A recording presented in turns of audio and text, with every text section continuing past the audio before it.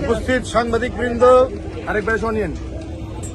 আমি বাংলাদেশ জাতীয়তাবাদী দল বিএনপির সিনিয়র যুগ্ম মহাসচিব। আমার নাম রুহুল কবির রিজভী। আমি তারেকের তার যে রাজনৈতিক দল,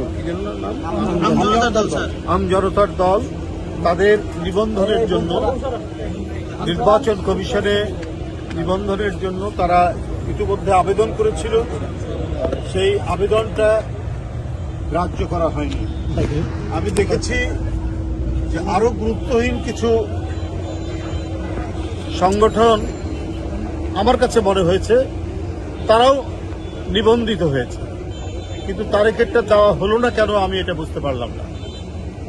তারেক এই দেশের স্বার্থে কথা বলেছে, আগ্রাসনের বিরুদ্ধে কথা বলেছে, বাংলাদেশের সার্বভৌমত্ব রক্ষার প্রশ্নে কথা বলেছে। সে একটি রাজনৈতিক দল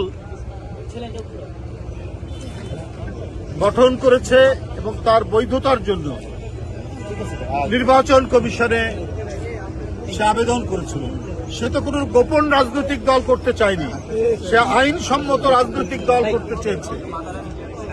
যদি তার উদ্দেশ্য খারাপ থাকতো তাহলে গোপন রাজনৈতিক দল করে রাষ্ট্রবিরোধী অনেক কার্যকলাপ করত, কিন্তু রাষ্ট্রবিরোধী কার্যকলাপ তো করেইনি, বরং রাষ্ট্রের স্বার্থে, দেশের স্বার্থে, স্বাধীনতার স্বার্থে, গণতন্ত্রের স্বার্থে এই নেতা সে কথা বলেছে। আমি দেখেছি সে গলার মধ্যে মোবাইল ঝুলিয়ে আগ্রাসনের বিরুদ্ধে কথা বলেছে, স্বাধীনতার সপক্ষে কথা বলেছে।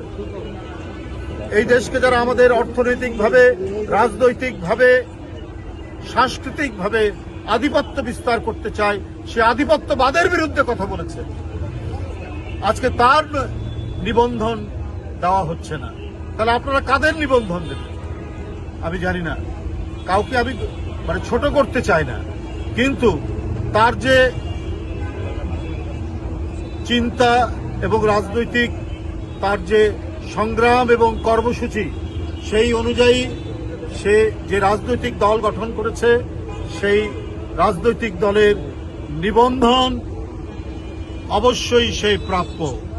এবং এই ন্যায়সঙ্গত কারণে যে অবস্থান ধর্মঘট নাকি অনশন করছে, তার এই 50 ঘন্টা যে অনশন করছে, এই অনশন কর্মসূচির প্রতি আমি বাংলাদেশ জাতীয়তাবাদী দল বিএনপির পক্ষ থেকে পূর্ণ সংহতি জ্ঞাপন করছি।